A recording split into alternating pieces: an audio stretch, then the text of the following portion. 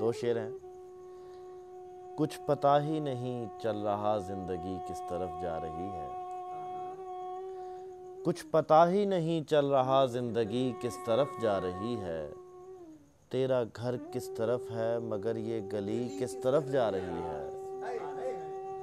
کچھ پتہ ہی نہیں چل رہا زندگی کس طرف جا رہی ہے، تیرا گھر کس طرف ہے مگر یہ گلی کس طرف جا رہی ہے۔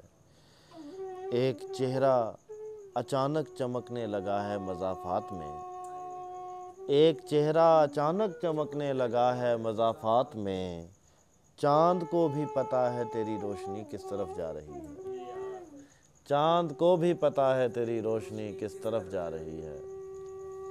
السلام علیکم دوستو، میں ہوں زاہد بشیر، یہ میرا آفیشیل چینل ہے۔ آپ میری تازہ غزلیں، میری شاعری اس چینل پر سن سکتے ہیں۔ اس کو سبسکرائب لازمی کیجئے، شیئر کیجئے اور اس پہ گھنٹی کا بٹن بھی ہے، اس کو بھی دبا دیجئے۔ بہت شکریہ۔